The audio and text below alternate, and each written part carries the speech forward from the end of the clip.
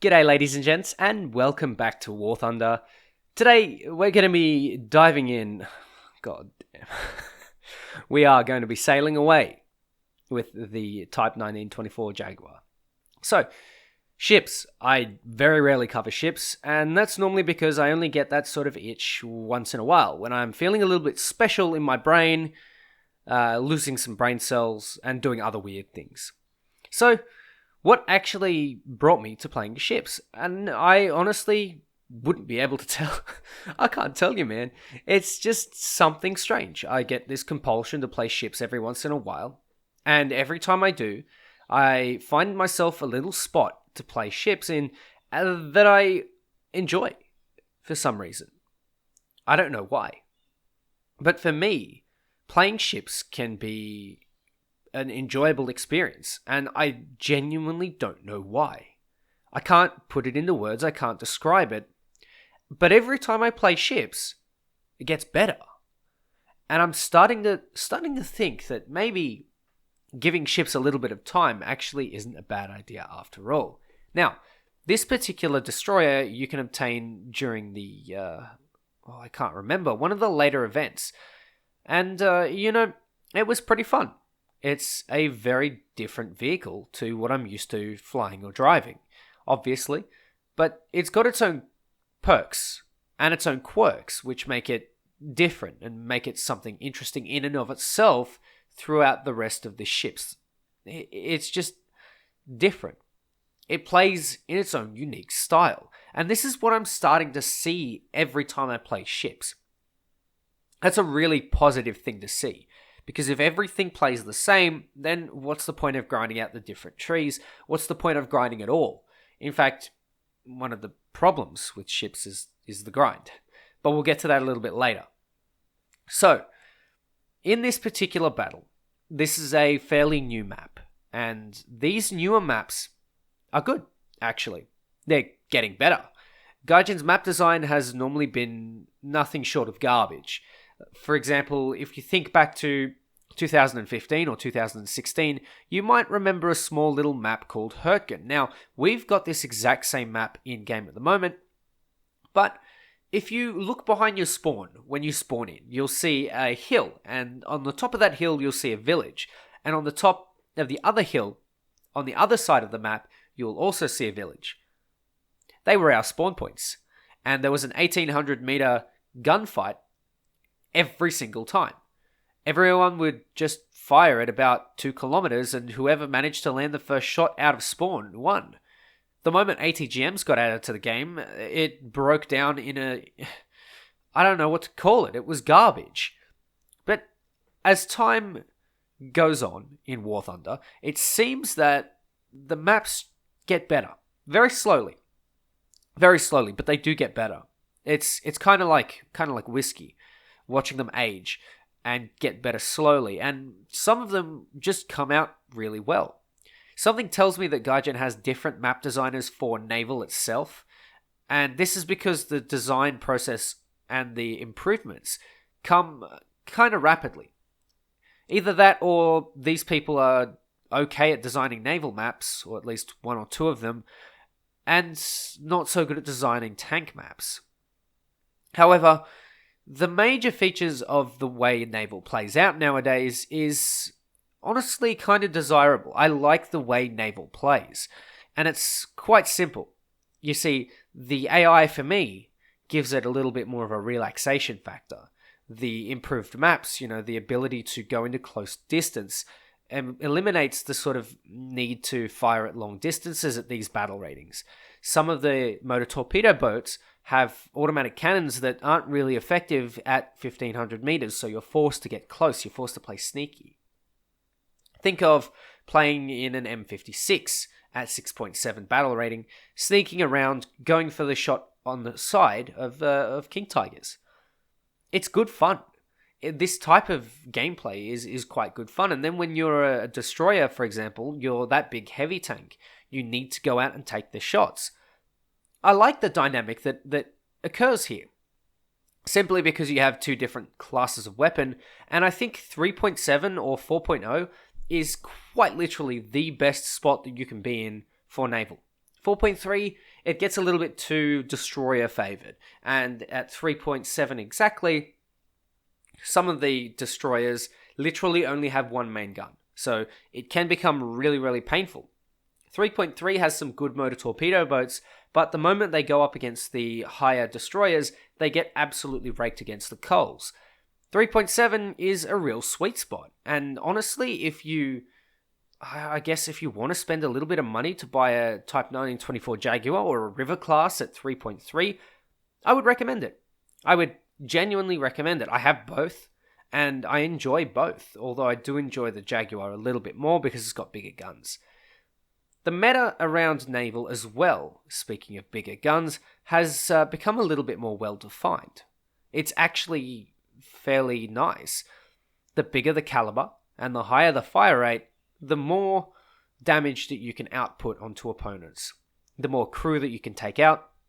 And now it seems like they've increased the survivability of certain ships, certain classes of ships. For example, destroyers are a lot more tough. It's a lot harder to hull break them. In fact, it's a lot harder to hull break many ships. You have to sort of beat a dead horse on the same spot the whole time to even get anywhere with hull breaking. And so, unless you have super high caliber guns and rely on memeing someone in a single shot, then hull break isn't really an option. Which also gives you a little bit of time to, make up for your mistakes. For example, this, I believe it's a Type 1939, runs out in front of me, and he could have turned around. He could have turned around, engaged his bigger guns on me, but he decided to, I don't know. And so I get the kill. A meta, a sort of skill gap, if you will, is coming to Naval. And it's fantastic. The whole process, as we go by, slowly gets better and better every single patch. And it doesn't matter if there's a, pay-to-win ship at 5.7. Don't play 5.7. Because I don't think 5.7 is that enjoyable. I really, really love this lower battle rating, where you've got motor gunboats, where you have a couple of other things that, in their own way, counter certain things. So, for example, a motor torpedo boat will almost always fail against a motor gunboat of the same battle rating. A motor torpedo boat can, in fact, sink destroyers, but they need to play sneaky, and they need to play fast. This particular PT boat wasn't playing smart, and was kind of Leroy Jenkinsing into the open. This little, what is it, an ADF-3 or AFD-1 or whatever it's called, little boy there, he not so smart. And whilst they're not terribly good against destroyers, you don't see too many of them. You see sort of more the escort ships like the Isuzu, is it the Chikugo? The escort ships like the Project 35, the Albatross, the Project 206. These sort of little vehicles, these smaller boats, can actually stand up to the smaller and the earlier destroyers. And that's something that I quite like. I think there is a little bit of battle rating compression in ships, just a tiny, tiny bit. Maybe if you increased, say, the 3.7 destroyers to 4.3, it'd be perfect. It'd be literally perfect. And there are not too many issues. And since Naval is quite a very, beta tested or very in development type area, there are still a lot more improvements to be made, and I certainly wouldn't doubt that us players are able to make a fairly good input. So if you're always struggling and you're thinking, oh, Gaijin never listens, blah blah blah, well, now's a chance if you will. One of the things that I do think, as you can see, we're in the middle just absolutely wrecking torpedo boats and gunboats, but a lot of these are bots as well. So, I'm having a chill time doing it. I'm really relaxed. And I'm also testing myself a little bit. Learning new things about this ship. For example, it's quite good at turning out into open water side on and then retreating. So you dump the torpedoes while you're side on, and then you engage your few rear guns when you're running away. It's a really good tactic, and it's fairly interesting, actually, to see that this is a viable tactic. Whereas British ships are good at going head on because they have multiple guns in the front, same as the Americans. The Japanese rely on their torpedoes, and I guess there's just a lot of interesting stuff to be had. The Russians have big, heavy guns, so they're good at taking out ships that are larger than them if they can avoid getting hit in the first place. A meta starts to arise, which I think is remarkable considering that a few years ago, we were all laughing at Gaijin for implementing this shit in the first place. However, it isn't all guns and it's not all just guns and boats and flowery fields and good fun. There are some improvements that I would quite like to see, and I think are necessary, if you will. For example, the grind. To actually get into high tier ships, to get into the fun stuff, you need to grind way too much for the battle rating. To get to the same spot in aircraft for the same number of ships, the trade-off is quite frankly ridiculous and over the top. I don't think you should have to grind for years to have to get to a higher tier. Maybe if you want every single thing in every single nation, yeah, maybe. I don't really know. It's more a fundamental question about free-to-play games rather than a question about War Thunder in general. But I think in this case, the grind is definitely way too much to get to where you want to be. 3.7 or 4.0, it's just excessive. You need to grind ridiculous amounts, and the rewards for this mode are really shit. They're not great at all. You'll see at the end of this game exactly what rewards I get. And remember, this is a premium, and I am grinding other destroyers with it. So it's not that I don't have premium time and I'm literally using a low tier to grind a high tier thing. It's not at all. Actually, I should be at my most efficient, but I'm not. So what am I doing? Is it something that I'm doing wrong? I don't think so. I genuinely believe that it is something to do with the rate of grinding at Naval. And if it was doubled, if you double the rewards, it would be perfect. It would be fine. Or if you halve the requirements, which is, equivalent. Although, I would like this game mode to be the Silver Lion farming game mode. Another little thing I would like to mention is that if you're in a game mode, if you want a game mode developed, there should be some sort of incentive. Right now, there's no incentive to play Naval over any of the other game modes. If I want Silver Lions, I go to Air RB. If I want to grind out my tanks, or if I want to play a lineup, I want to play Cass, I'll go to tanks. But there is nothing in Naval. If I want a torpedo bomb, I'll just get fucking shot down by a destroyer from 3 kilometers away because they've got airburst shells. It's not fun and it's not fair. So, what I would kind of like to see is something, just something, to draw people to this particular game mode.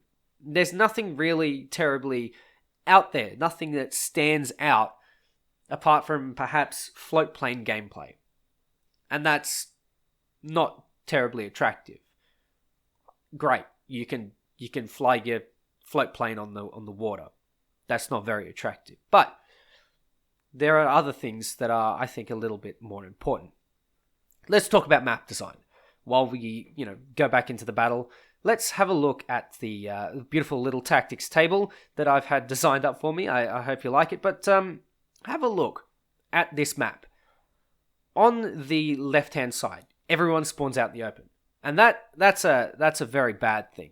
You shouldn't be spawning out in the open like this. Alternatively, on the right-hand side, the left-hand side, you can see that there are quite a few hiding spots. Now, these little hiding spots are not only good for PT boats, but they're also good for destroyers. If you can hide your destroyer behind some rocks, behind some cover, and these islands aren't small, they're absolutely huge. Those little icons are quite misleading.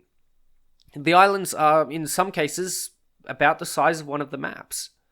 For like Tanks RB. Some of them are huge. Some of them are a little bit smaller. But most of these maps are too open. Have a look at the left-hand side. Way too open. Everyone spawns in the middle. Everyone spawns out in the open. And from the get-go, you can shoot at each other. This is like basic level map design that should have been overcome already. But it, for some reason, isn't. Why isn't every naval map like the little boats in the middle, the little A and B point.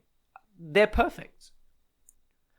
If each map was simply as covered as the A and B point of this one, almost every single map would be close to perfect. The biggest single issue with these map designs right now is that people spawn in the open. And the moment people can spawn in the open, the person with the bigger guns simply wins. Or the highest rate of fire. Instead of being able to position yourself where you can get into somewhere advantageous, you are simply just cut up and shredded, like a dog. Unfortunately, that is a large portion of some of these maps. There are some really, really good ones though. I believe it's called the Palau Islands. Fantastic map. Aside from the spawning in the open, it's quite easy to get away from though, because there's a little bit of cover. And the moment there's a little bit of cover, it's fine. It's perfect. Anyway, returning to the actual gameplay. So, the Type 1924 Jaguar. You can see that I've managed to absolutely, smash everything that I've seen except a PT boat that finished me off for some reason. So we're going to skip through the little traveling part, and we're going to get towards the end here. You can see the tickets are starting to bleed out in the enemy's favor, and we're going to start losing. Now, one of the issues that I've found with Naval is the lack of ability to influence that ticket bleed. The moment it is set in motion, there is no turning back. You can see this PT boat here. I can kill him. Pretty easy. He's a small boy and he's realized his mistake. But he's going to get blown up because he stepped out way too far and noticed me way too late. That's fine. You do that, you deserve to die.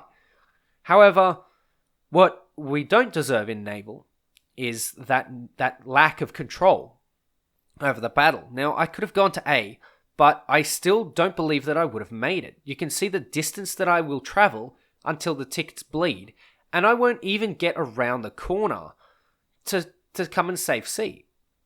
There's just nothing that I can do. I'm in the middle of the battlefield. What I would like to see is the ticket time doubled or tripled, or the effect of the cap on ticket bleed halved or cut in a third. That for me would make it a lot more manageable for everyone and would allow people to influence the game a lot better. It would also leave a little bit more time to actually fight as ships and be in gunfights and torpedo fights. I think that would be great. So, let's sum this up. Naval is getting better. It's getting great. 3.7 to 4.7 is the best. Add maybe an extra battle rating on top of what we've already got. Make the top battle rating 6.0. Move the little torpedo boats and the 3.7s up to 4.0 and etc. I think we've got a winner in terms of matchmaking. Maps. No one should be spawning out in the open. Make more cover and make a little bit more stuff available. 3. The grind. Do not make this grind ridiculous. It needs to be halved or it needs to be quartered. Something also, finally, needs to be unique for ships. And for me, I think that would be torpedo bombing. I think if you can CAS, say in a squad or a squadron, and if the lead one dies, you switch to the next one, the lead one dies, you switch to the next one, I think that'd be great. Anyway, ladies and gents, I hope you've enjoyed. Maybe give Naval a try. But until then, take care, and I'll catch you next time.